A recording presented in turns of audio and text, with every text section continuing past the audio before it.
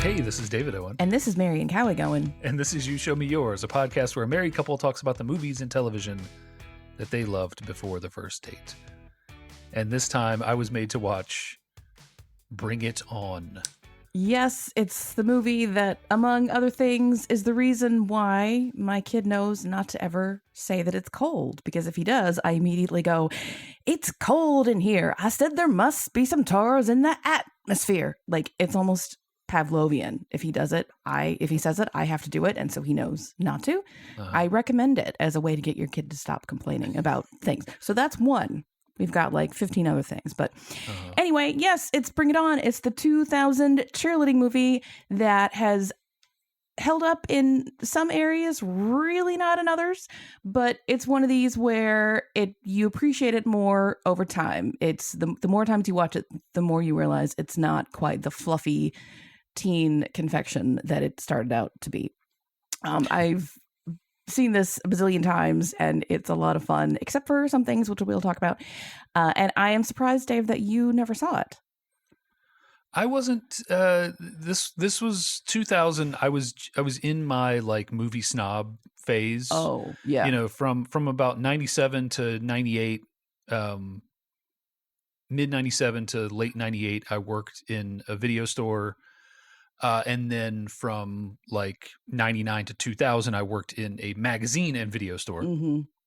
And so, yeah, I was in my movie snob phase. You know, like this is the time when I was like going to what was the big theater called that the Janus built on Battleground? It wasn't the Grand.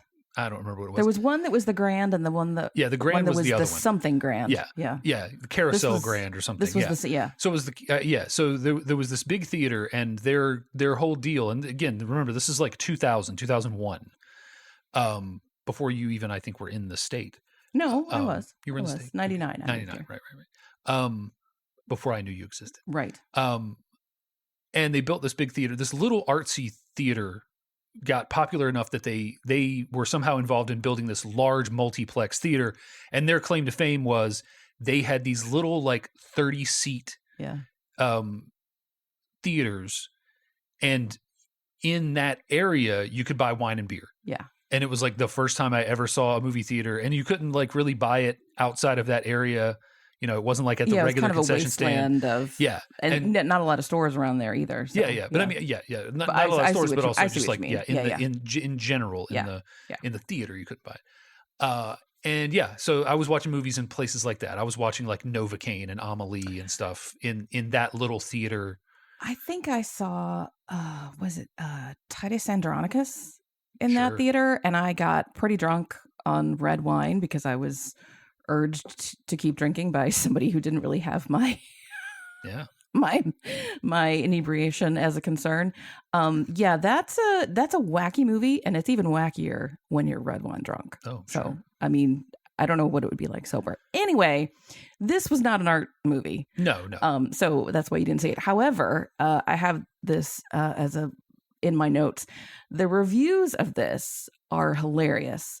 Roger Ebert apparently hated it when it first came out, but then upon reflection, he liked it better, and he called it, and I quote, "the Citizen Kane of cheerleading movies." Well, which is sort of like, I don't really know what that means, but that's a way to get it into your art house category. Anyway, if you don't know what we're talking about, cheerleading movie with Kirsten Dunst, Eliza Dushku, Jesse Bradford, and I don't really think any other names. Oh, Gabrielle Union. What am I talking about? Who never ages. I think she's probably in her late 20s here and playing a teenager and fits right in.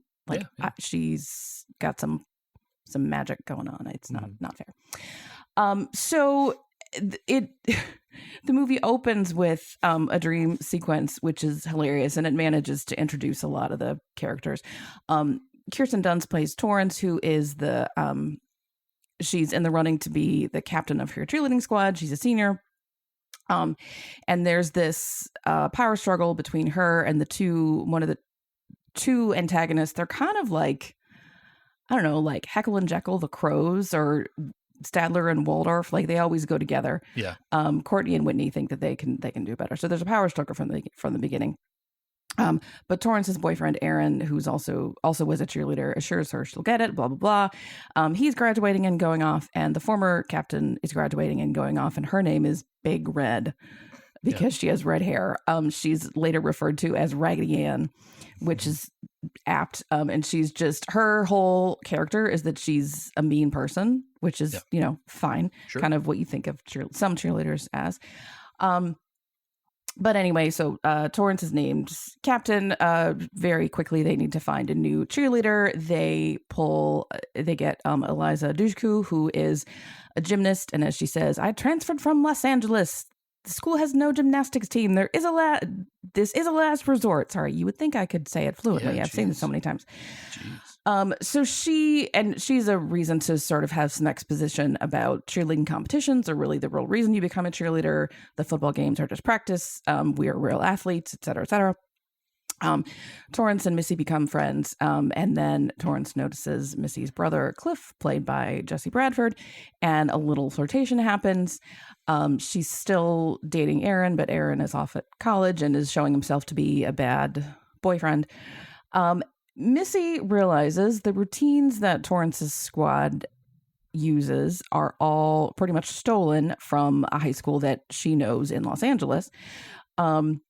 And she brings Torrance up there to show her, and Gabrielle Union leads that squad, and they're doing pretty much exactly the routine that Torrance's squad was practicing.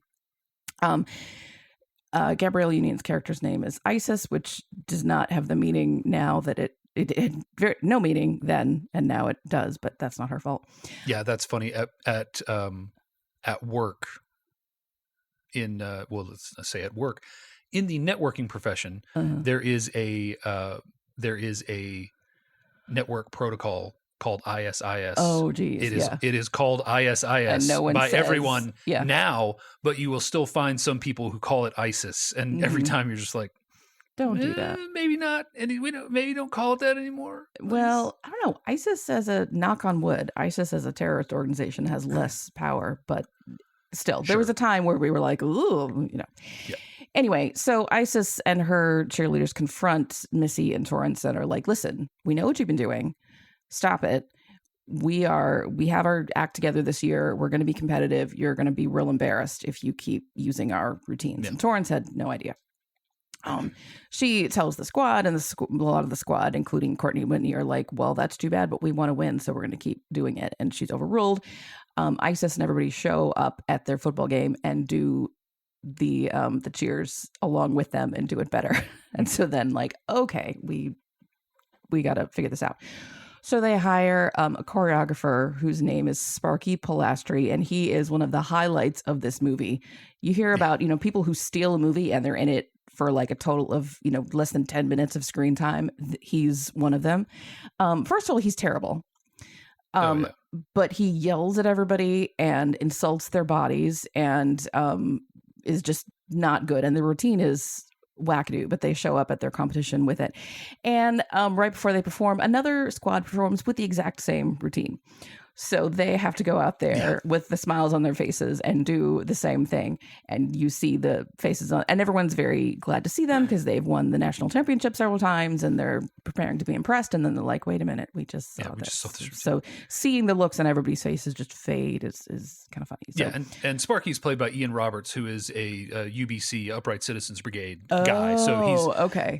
There was a brief period on Comedy Central where Upright Citizens Brigade had a sketch show. Okay. It was kind of like this weird, like premise-based sketch show where like the Upright Citizens Brigade was like a secret organization, and they were observing people. But then all of those people were played by But Upright Citizens Brigade, if you don't know about it, it's like the Groundlings. It's one of these comedy troops and places you can go to kind of learn improv and learn comedy, and several UBC alum go on to Saturday Night Live and movies and stuff. I think Poehler is it's difficult sometimes to who was a groundling, who was a I think UBC is California and UBC is California and Groundlings is Chicago, I think, is the thing. Maybe, I don't know. Or something like that. But yeah. So he's very familiar to me as a comic actor, and I've seen him in many things. Good. Yeah. Okay. Yeah.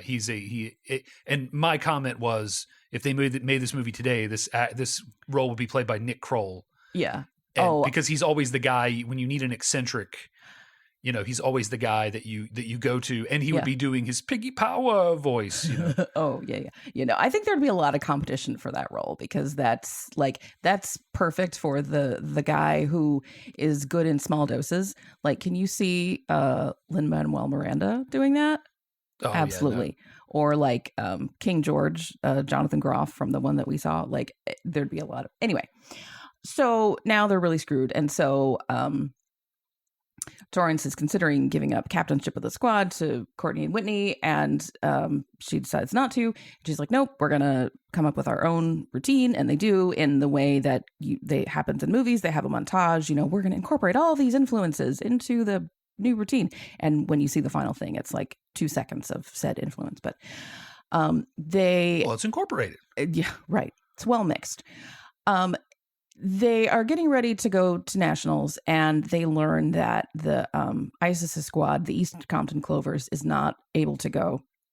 And this is one of the things that I think when you see it for the first time, it doesn't really, as a teenager, it doesn't really make sense. But now, A, as an adult, B, in an atmosphere when we've talked a lot about white saviorism and the best way for, people of privilege to help people with less privilege, it makes a little more sense.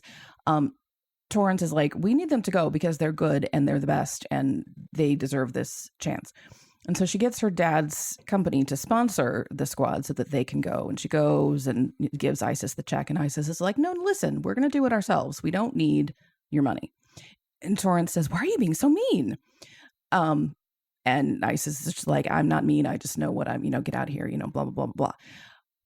I think looking at that now that I understand it, I partly still feel like take the help that's given. But yeah, it's a very. But I get it. I get it. On the one hand, I get it, but it's a very difficult sort of logic to follow, because the easiest thing here is, I think this movie is filled with. I'm not going to say poor writing. It's more like, I don't think it's well written at all. Well, but I'm not going to say poor writing. I'm going to say poor choices.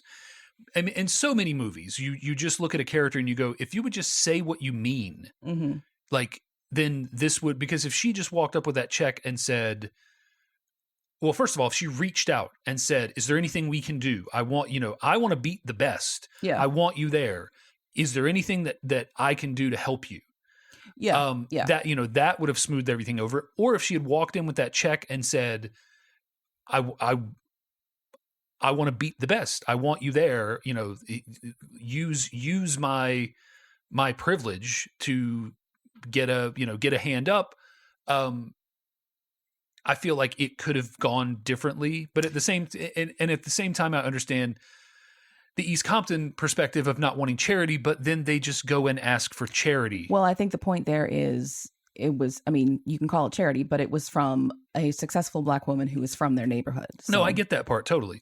I'm just saying they still asked for charity. Well, so but it's the kind of yeah, no, I get that part. I'm saying, but it's charity is charity. Like, it doesn't matter if the organization, like if I was starving and, a conservative organization and a liberal organization were trying to give me food, I wouldn't be, well, if a conservative organization was trying to give me food and I would not be like, well, I'm not, I don't particularly align with your values. I'd be like, give me that food. Oh, I absolutely would be like, no, I'm sorry. I'm fine.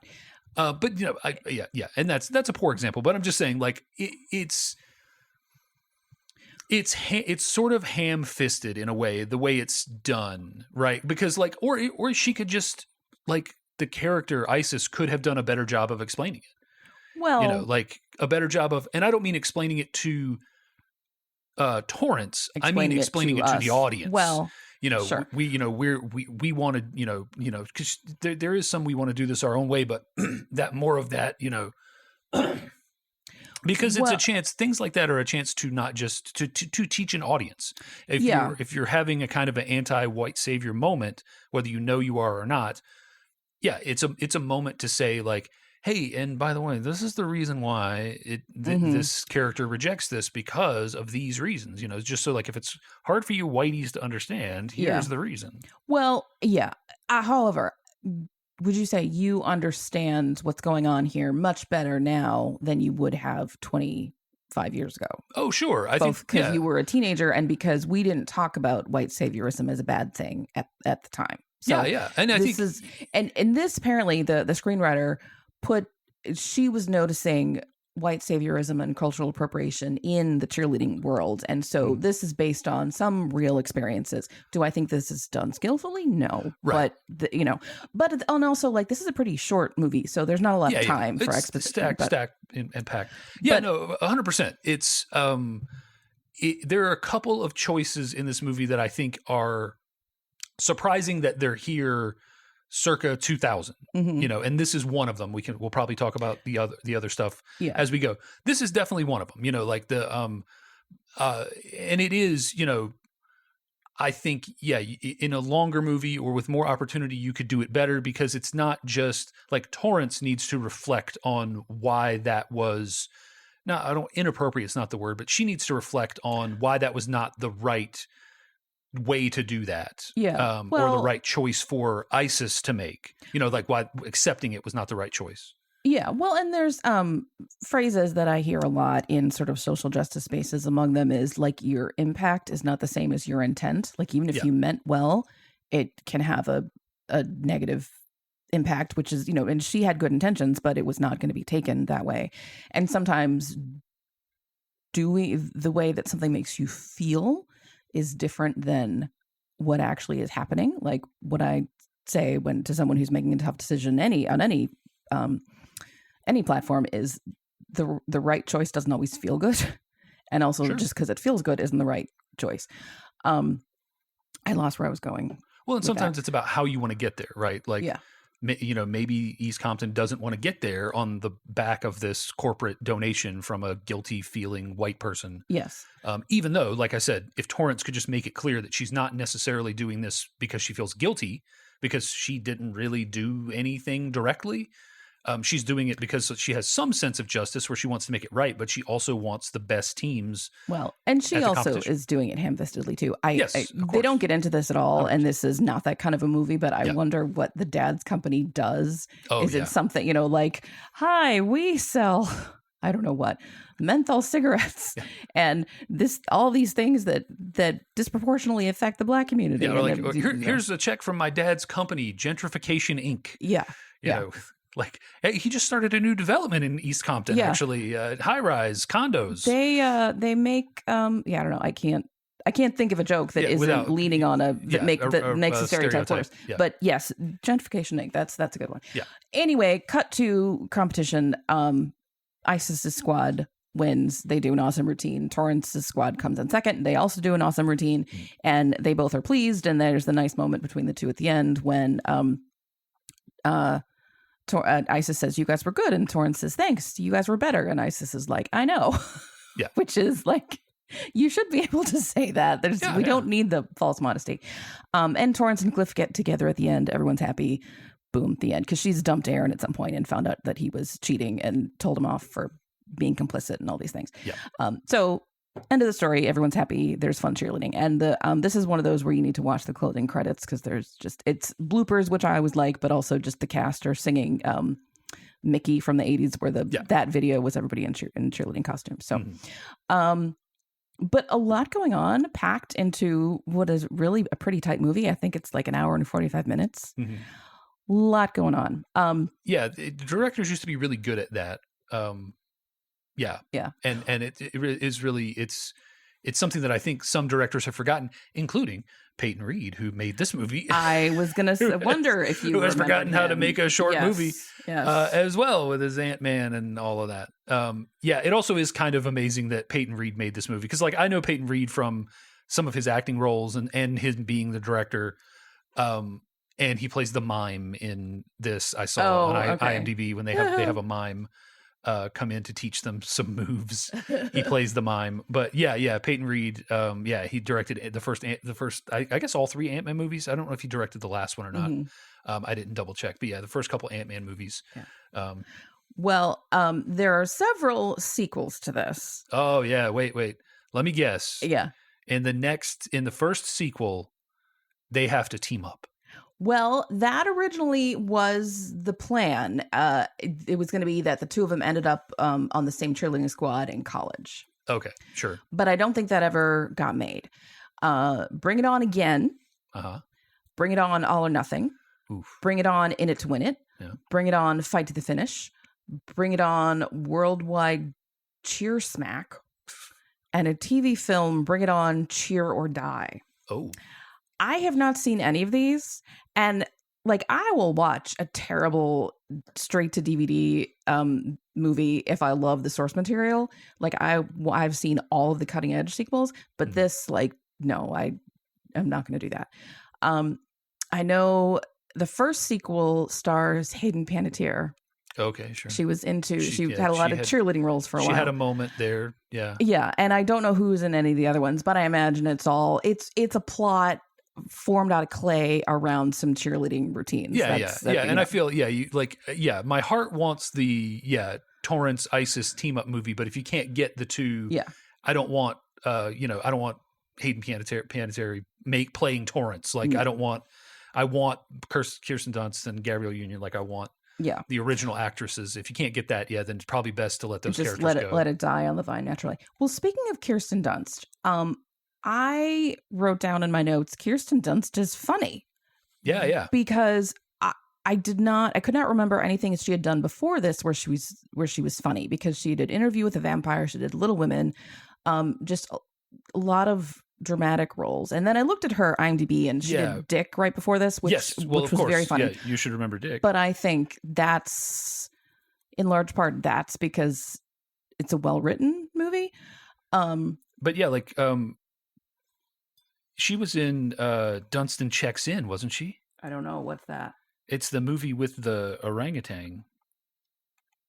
I have no idea what you're talking about.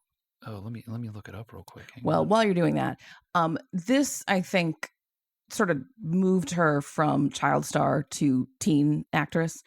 And it's she's got spunk, which is essential to playing a cheerleader. And she's, cheerful and peppy, but she can be, angry and thoughtful and a lot of other. And so it's a good showcase for her. So yeah, I couldn't imagine anybody else playing this role. Certainly not in a sequel when you have to recast it. So. Oh yeah, for sure. Yeah. She's not in Dunstan Checks In. I'm looking for the movie that I have transposed with that. So continue talking. Okay.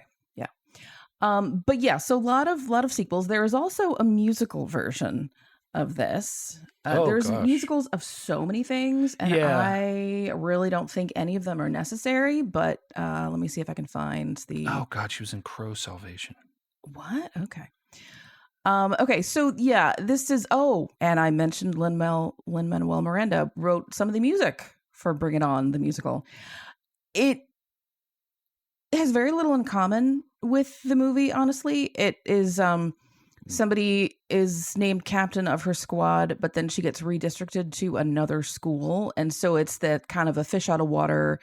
Competitors have to work together that you kind of were hoping for a sequel. And it's a very, very, very long synopsis on Wikipedia that I'm not going to read. I mean, like, this is 6 pages of stuff. So I'm not going to read that, but there is a musical if you are interested in it. And it was produced in Atlanta and on Broadway and did a US tour and then toured in London. But the last time it played anywhere was 2021. So we may never see it again.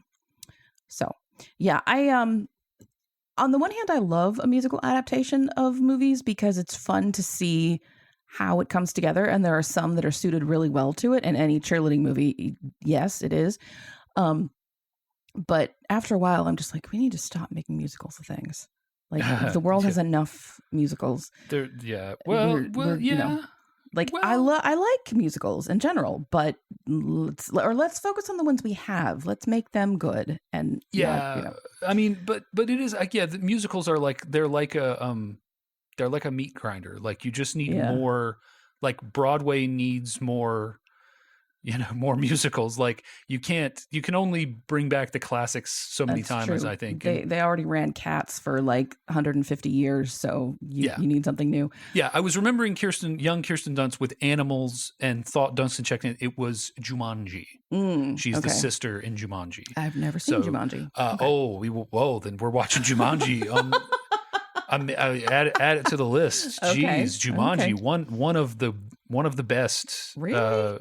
It's a great. It's Robin always Williams a Robin movie. Williams vehicle. Yeah, it's a great. It's to me, Jumanji is like it's a fun, big like family comedy type movie. Yeah, which there are not. Our son to watch it with us. There are not enough of those. Not anymore. Yeah, it's. I think the animated stuff like Pixar has kind of filled that role. There's not a lot of like where's the peanut butter experiment of our son's generation. Like where's the Quest or Explorers? Like those movies aren't getting made anymore. Yeah. Certainly not nearly as much.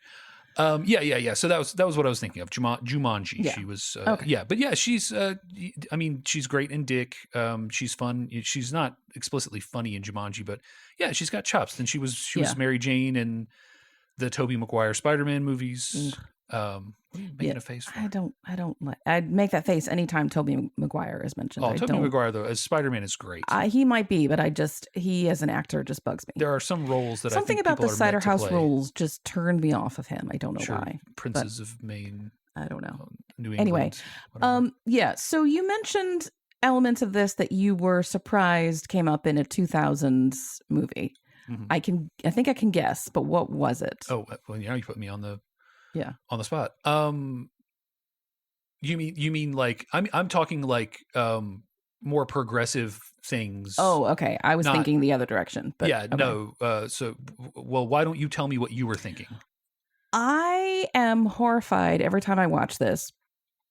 So there's two. Well, there's a lot more than two, but there's two male cheerleaders who get lines. Yeah. One of them is gay, and the other one is straight. And they're both constantly teased by the football players about, "Oh, you're so gay," ha ha ha, whatever. Yeah. And so there's this discussion among some of the cheerleaders about, sexuality and who's gay and who's not, and blah blah blah. And Missy says, "Oh, Courtney and Whitney are a couple, right?" That's actually not what she says. She says it in a way that includes a slur that I'm not going to use. And the straight one, Jan, says, "No, I don't think so, because she doesn't wear any underwear underneath her Spankies. That Spankies are like the little like Speedo type things. Yeah, the thing you see cover your underwear. When a cheerleader does a kick. Yes, and the implication is that she doesn't wear underwear in order to give him better access to her vag, so he can stick a finger up there. Yeah. At some point, he's holding her up doing a stunt, and his hand is like up there, and I suppose ideally it's on her bottom, but his hand slips, and it's so gross. Like, don't do that. But also, her wearing underwear or not is not consent. Like, no, that's disgusting. Sure, but the thing I will say that this movie does well is it encompasses that particular time. And the views on LGBT stuff and the absolute ease with which people will pull out things which now we consider slurs. Well, yeah. I growing up online, right? Like, and I say growing up online, like I was online very early. And I was sort of there for the advent of voice chat in games, and that it's a bunch of adolescent boys trying to insult each other, and they have like two go-to insults that are both related to doubting your sexuality and masculinity. And they don't even understand the terms that they're using, really, but they know that they're insults. And there is this sort of. I'm not going to say the movie tries to make good on it, but there is this, the two football players do sort of go on this arc. Yes. Where they do sort of come to the realization of like, hey, wait a second. These guys get to hang out with these girls and touch all on them. Well, yeah. And like, maybe that's not actually so bad. Well, and then the the piece de resistance of that is one of them says to the other, because he's walked along, the cheerleaders are doing training, and Les is on top of Missy, like stretching out her hamstring or something, and she's, like, harder, blah, blah. And the football players see them doing this, and one of them says to the other, maybe we should be cheerleaders. And the other one just looks at him and snorts and goes, fag. And I'm just like, fellas, is it gay to mount a woman? Right, yeah. Like, which is, and if you are not on Twitter, whatever, there's this whole theme of, men saying terrible things like, you shouldn't wash your ass. That's gay. You shouldn't touch your ass. Yeah. It's gay to drink water. It's gay to get a vaccine, just like the number of just things that a responsible adult should do that are classified as gay, and therefore I shouldn't do them. It's horrible. Like, fragile masculinity is going to kill us all. Well, anyway, but the football players are always making fun of these two, including when they're walking off the field after being completely dominated by the other football team, and the cheerleaders win. And, so like, Yeah, it is. But it's a time capsule of that, like, exact sort of 5-year period. Fair, yes. And like, on the one hand, I think it's treated, it's included almost as harmlessly as it can be, as a reflection of the times, because, like, this is just the shit. Like, when you're talking about, the sexualization and stuff, that was what it was like to be in certainly a public high school, a public non-religious high school. Well, I'm sure that happened at my high school too. It just was not out in the open. Yeah, well, yeah. But that's just kind of what it was like. I mean, teenage 17-year-old boys are horn dogs, especially if they haven't necessarily been educated properly at home by good male role models. Yeah, male and female role models, but I put a lot more of that emphasis on the male role models. If they haven't been, or if they've been either, if they haven't been educated or incorrectly educated, for me, had I been educated on male sexuality by my dad's example, it would have been horrible. Luckily, I was belonged to a single mother who taught me empathy and respect and all of these other things. And while I'm sure that I am guilty of participating in some of that sort of homophobic stuff of the time, it was so of the time. It's the kind of thing, like, when you get somebody who's caught red-handed with a racial slur or something, coming from an area where that was, like, so commonplace, I could totally understand it. I don't think my grandmother ever hated a person in her life, but she used the N-word just as a basic descriptor. I don't know that she even had any malice in it. She would call her friends that. Wow. I think it was just so common, and so just part of the culture. And I think, flash forward to 2000, I think the homophobia stuff was the same thing. And part of how you get out of that cycle is teaching people that it isn't. We did that with racism, and we've done that to a large extent with homophobia. Well, we keep having to do it, which is weird. Like, I remember I was 10, and the thing to do was to say, gay as a negative, like, that's so gay. And I was like, wait a minute, that's, you're saying gay people are bad. That's dumb. I'm not going to do that. That was 1987. Yeah. And you will still to this day get people that try to use that and try to defend, look, it doesn't have anything to do with sexuality. Like, okay, well, what if I said things that were lame were straight? Yeah. That's so straight. Would that, well, apparently, would you bristle at all? Apparently you're not supposed to say lame either. Because even though, and that's where I start to, because we don't describe, lame is not a medical diagnosis anymore. So, but also, like, and it's not really, was that something we ever really use for people? I mean, definitely lame animals all day long.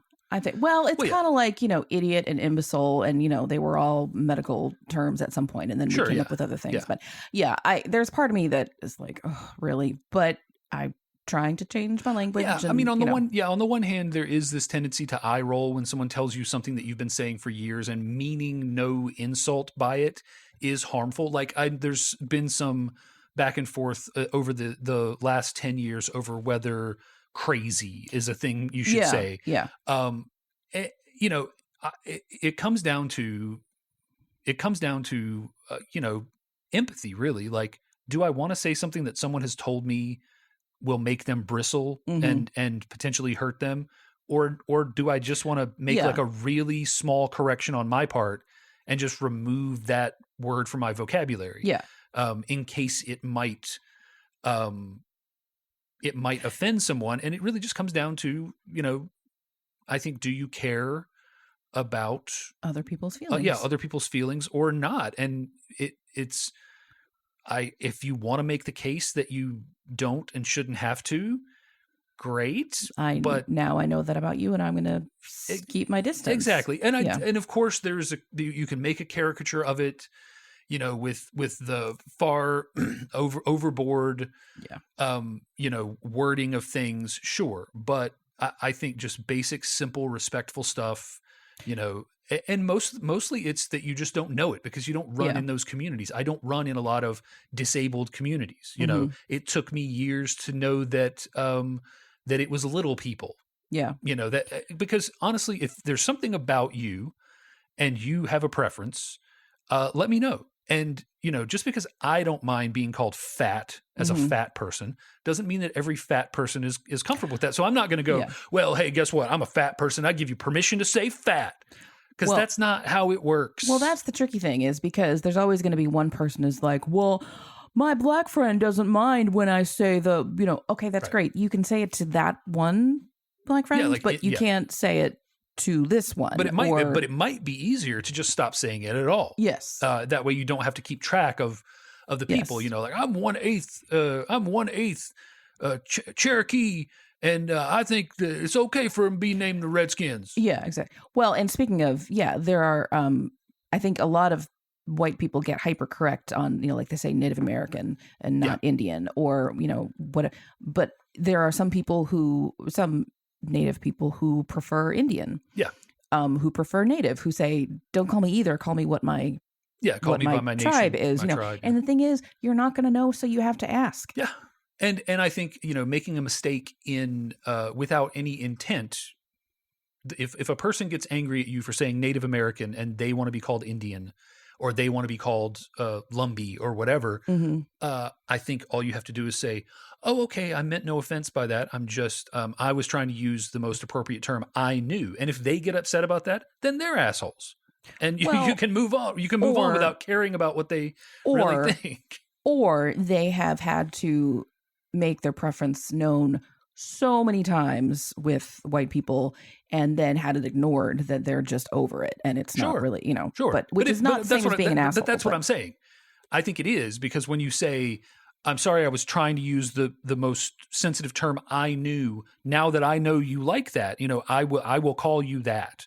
And they still get upset about that. Cause I'm not saying maybe my little role play there wasn't complete enough, but yeah, I'm not saying that you say that and then they just go, well, fuck you, whitey. Well, I don't know. I'm saying you say like, okay, going forward, I will call you the appropriate thing, and they go, no, asshole, you're just a racist. Well, I think sometimes we end up paying the fee for crimes that we personally did not commit, but I realize that the whole totality of white Christian people through the world have done a whole lot of crimes that they didn't pay any fees for. So if I end up paying someone else's fine, like, sure. But I think the thing that I tend to gravitate towards, like, I don't disagree with what you're saying. What I'm saying is if that person lashes out at you and then doesn't come back and go, hey, listen, I appreciate what you said there. I just, there's all this baggage. I shouldn't have,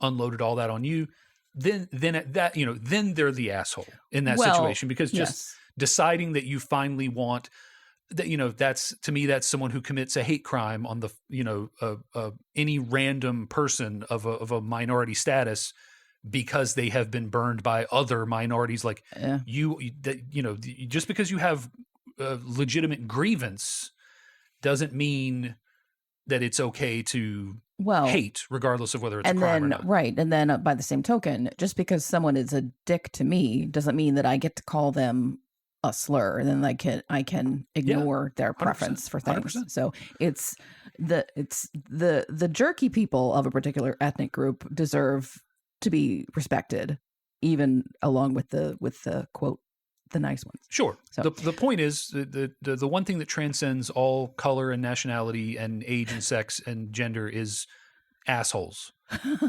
So there's going to be an asshole. It doesn't matter. Yes. It could be the final remaining, unisex tribesman from a tribe that is, that has completely been wiped out on an island in the Pacific, and he might still be an asshole.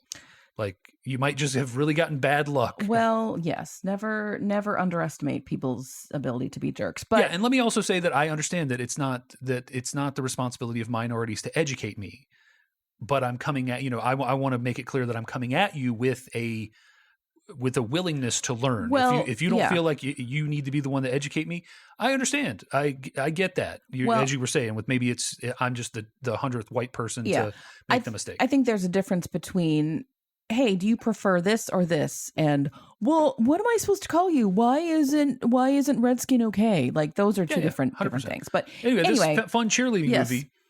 Back to the fun stuff. This movie's very quotable. Sure. When I saw it, a bunch of my coworkers and I went together, and we were dying at the Missy's the Pooh, so take a big whiff. Oh, which that's a good makes me wrinkle my nose every time because it's sort of gross but sort of iconic also.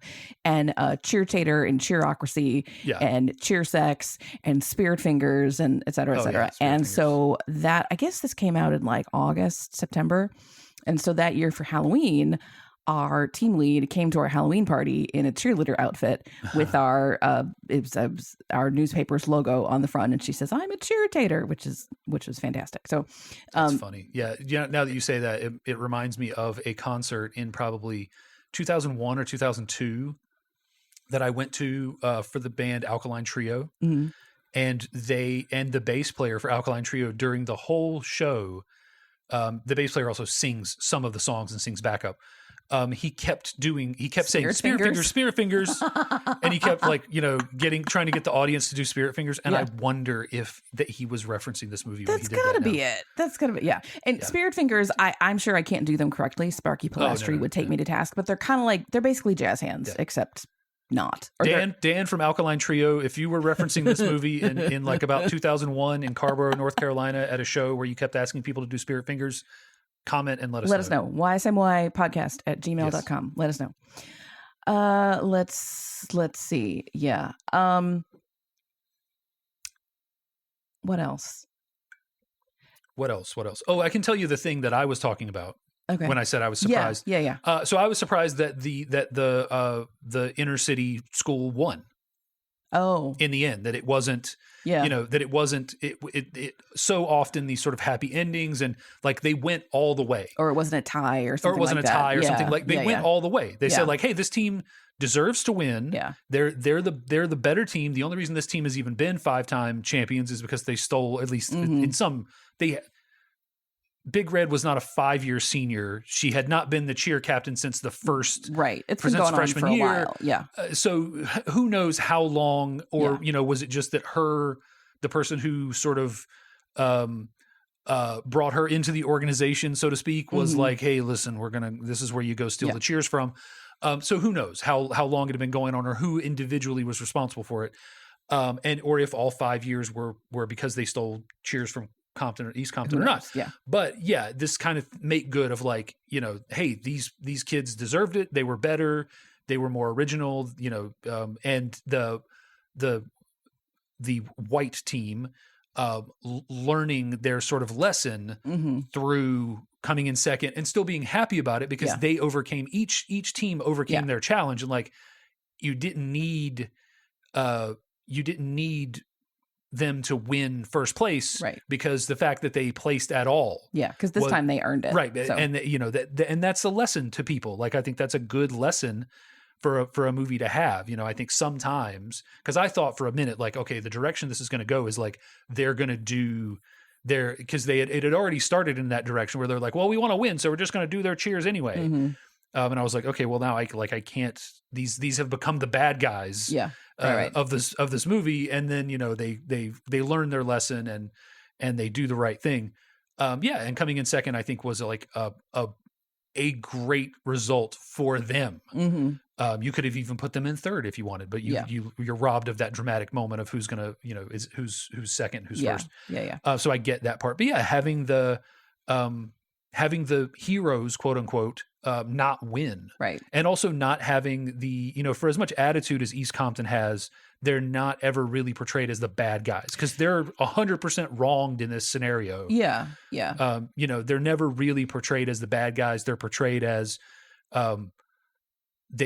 Torrance acknowledges that they're the best, or at least as good or better than them, and wants them to be there so that she can be satisfied in their winning, and there's a maturity of like, had they just not, she tried to get them there, even though they didn't accept her help, they could have just taken first place. And a couple of the squad members say that, like, yeah, if they're not there, we win. Yeah. Like, yeah, but that's not how I want to win, so everybody learned their lesson and the quote unquote right team won, which was a brave thing for a sort of teen comedy movie in 2000 to actually do. So I was surprised to see that, because it's not specifically at that time, the underdog or the your varsity blues, like it's that. And I thought this is just the girl varsity blues a couple times when I was, especially the scene where she's with her mom and she's like,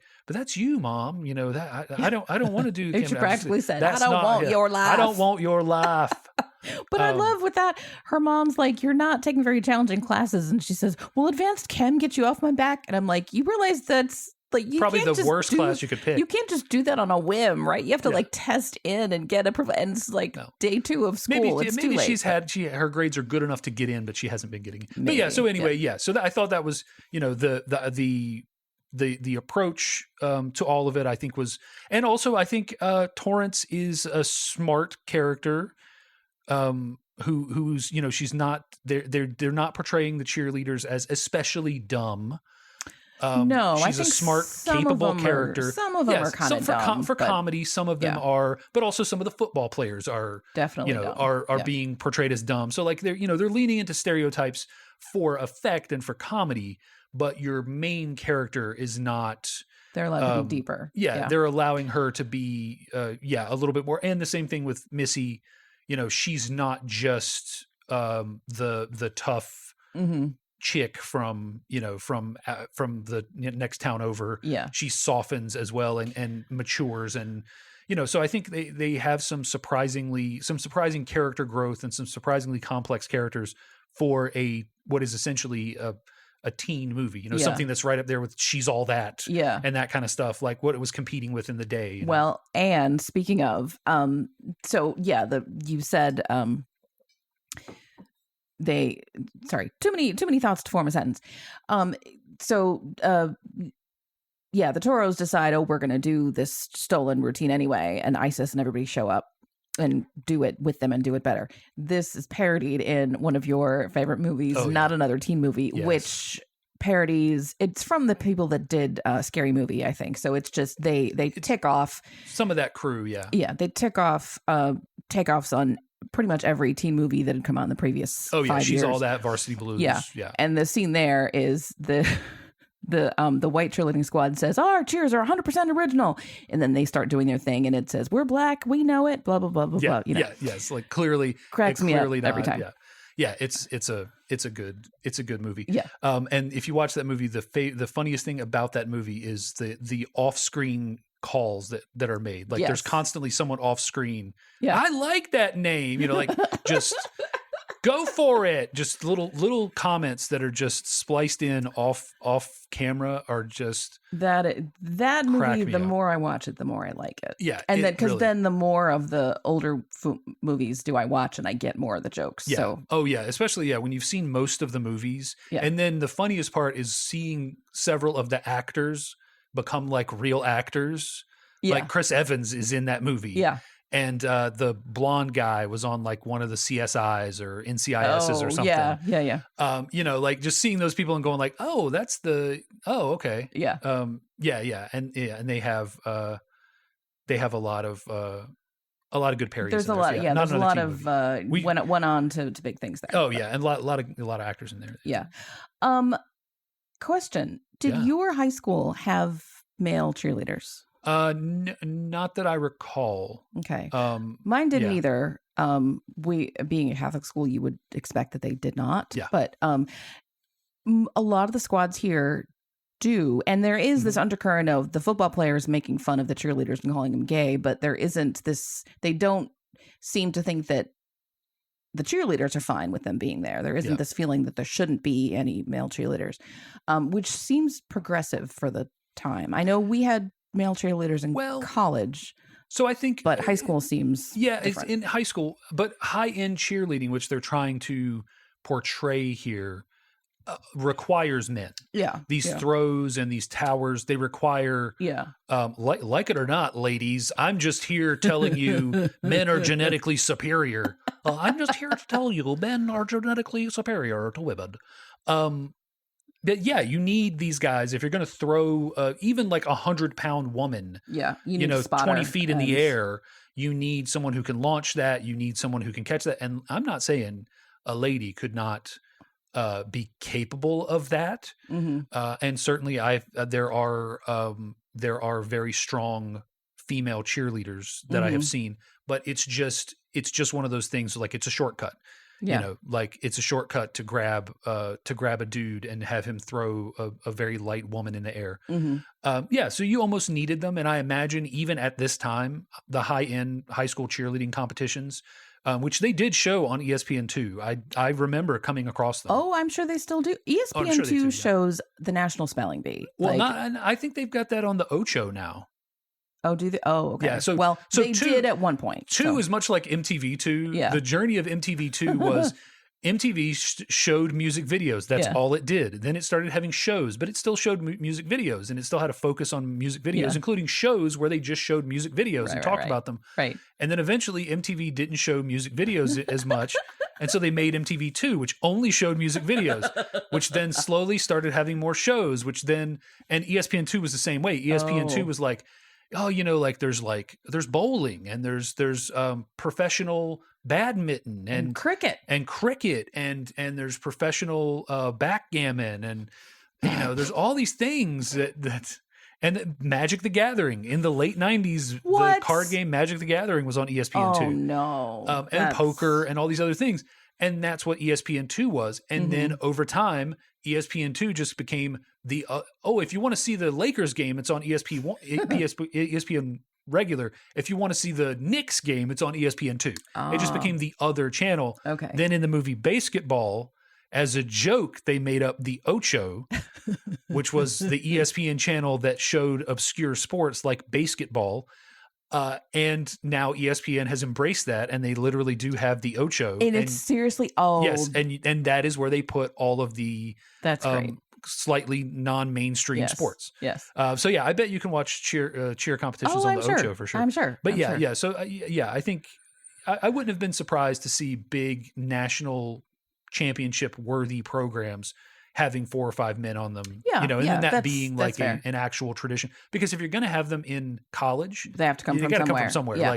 Like you can recruit some people in, but really, if you're a college that's trying to compete, then you really need someone coming in who at least knows the basics. Yeah, yeah. I wonder what the path is. Like, how do you become a what do boys do in order to prepare for being a cheerleader? Because girls, there's a pretty well established tumbling and dance, but there's less of that for boys. But I guess I don't. But the guys in this, they were doing flips and stuff, too. So I do wonder. That's a whole world, and I guarantee you, there's a TLC documentary show about cheerleading that probably explains it. Well, if for anyone who's listening who wants to know more about this, the documentary Cheer on Netflix is about a junior college cheerleading squad.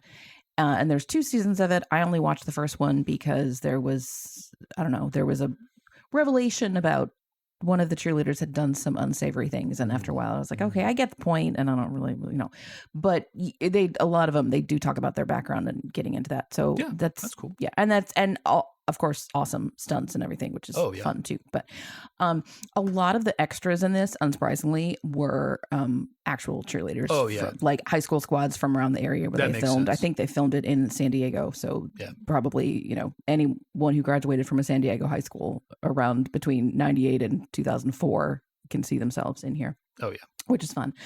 I also like that there's a style of cheerleading that the Clovers have that the Toros don't, which is sort of, which it's why it's kind of incongruous for the Toros to do the, you know, it's cold in here, that, you know, because like that's just not, they didn't come up with it, so it's not, it's got a different flavor. But the Clovers have, the guys are in these baggy shorts, and it's just a different look and a different style of moves, and I appreciate that they are allowed to have their own thing. I've noticed with so our kid is in marching band, and so we go to competitions and we see the cheerleaders for his school and other things, and there's definitely styles in band and cheerleading from just different cultural groups that you wouldn't really think of. Everybody thinks of band or cheerleading or whatever as this matches my own experience that I've seen, and then you see the broader landscape and you're like, oh wait, that's different. And I like that the Clovers are allowed to have their own style a little more, I don't know, a little more urban. Yeah. I don't know how to say it without sounding like a Karen. Yeah, but I mean, it's a little more true to themselves, right? Like this is when people shit talk DEI, like they forget that like the I is there, like inclusion, right? And inclusion brings interesting differences that sometimes become sort of standard practice, right? Like without the different cultures participating, it's stale. Like, you know, if you don't get, if all the basketball players just stayed white, man, basketball would suck. Would have been quite boring. But because you had, you know, and there's like this legitimate line of the Harlem Globetrotters and like all this stuff, it brought interest and entertainment into the game, and it changed it fundamentally. And the same thing happens anywhere you have inclusion. And that's not just for culture. When you have accessibility for the disabled, you know, there's this little kid that I watch on TikTok who has this weird, this rare condition where he has a lot of muscle stiffness, but he can still walk around with this sort of like inverted walker. And they show him going to like inclusive places and how much that enriches him and the other kids, because there are a lot of other kids who've never seen a person with a disability participating with them, like being up on an accessible jungle gym or something. I mean, you know, inclusion makes us all better. Like it directly benefits the people who are included, but it ultimately benefits everybody. Well, whether it's cultural inclusion or disabilities, or, you know, or anything you can think of where someone is excluded. Inclusion. A rising tide lifts all boats. Yeah, I've seen a bunch of TikToks and things about people talking about how the curb cuts that let a wheelchair get up on the sidewalk helps non-disabled people who have strollers or who have you know grocery carts, or it just makes it easier to get up, or kids learning to walk, or anything. Or you just learn things. I mean, automatic doors exist because you needed to get people in, and now we all benefit from that. Yeah. You always hear the thing about all these as seen on TV inventions that are like a thing that takes the lid off of a jar. That was someone who had a disability awareness who was inventing that for their grandmother, and then you market it to the masses and get it made and produced so that the people that actually can't live without it, you know, you market it as a gimmick so that the people that actually can't live without it can have access to it. Meanwhile, the rest of the people can be like, oh, I got this funny as seen on TV gadget, you know. Two things. With one of the talking points that anti-DEI people love to have is that they go to, anyone who's a minority didn't earn their spot, but here, no, they absolutely did. Right. They beat everybody else. So they were 100%. They had been previously excluded and because unable of systemic reasons. And once they were allowed admittance, proved that they were actually better than everybody else. But also, I think, and ISIS says almost exactly this. She says, you know, we've been doing these innovative routines for a long time, and no one took any notice. And then you guys, the White Squad, take it, and everyone acts like it's all special, which I think is you have to be careful about inclusion. It was interesting and innovative and good all the time, right? Not just when white people noticed it. Well, that's appropriation without inclusion, right? Yeah. Like, you know, there are people to this day who still don't understand the roots of rock and roll. Yeah. You know, and that sort of stuff. So yeah, I think that's appropriation without inclusion. You know, and there are people like, you know, you say what you will, but like about a band like the Beatles or somebody, but like, they tried to bring some of those folks along. Like they sang their songs and they said like, hey, this is the twist. This is like, this is the person who wrote this. Like, you know, I'm not saying the Beatles are some great, you know, warriors for inclusion and justice, but they weren't trying to hide it in the way that maybe someone like I'm not going to throw any. Let me throw some shade on someone who's been dead for most of my life, Elvis. You know, who maybe wasn't as forthcoming of like, hey, you know, these songs were actually recorded before by a bunch of black artists.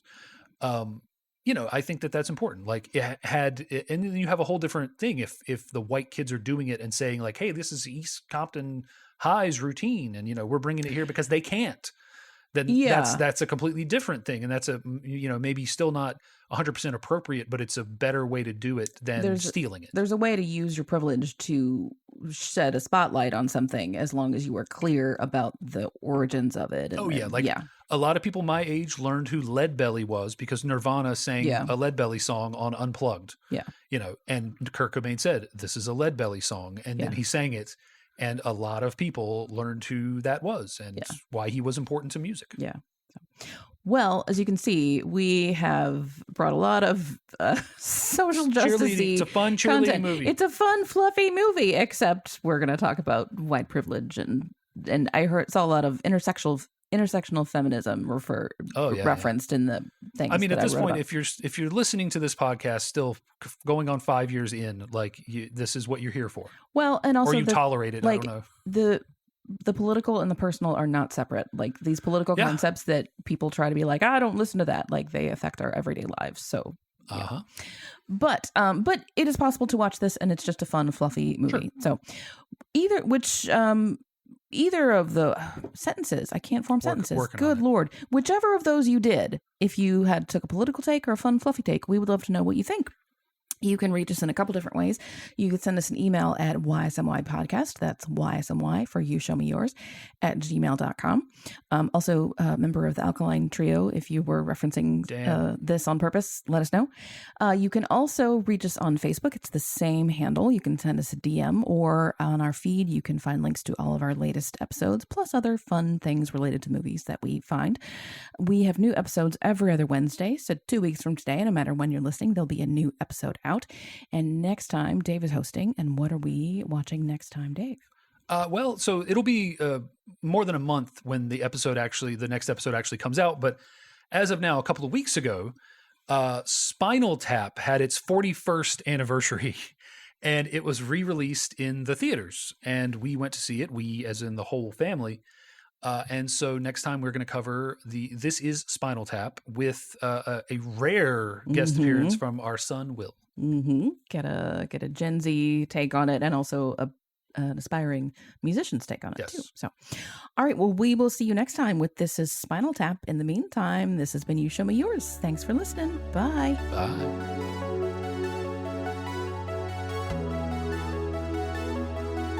The You Show Me Yours theme song is Uplifting Electronic Indie by Winnie the Moog from filmmusic.io. How you doing? Warm. Yeah. Yeah. Cool. It's not me, it's the room. Yeah. But I don't know, it's not that warm in here. It's always warm in here. It's not that warm. Hey, it's warm in here. I said menopause must be in the atmosphere. Mm-hmm.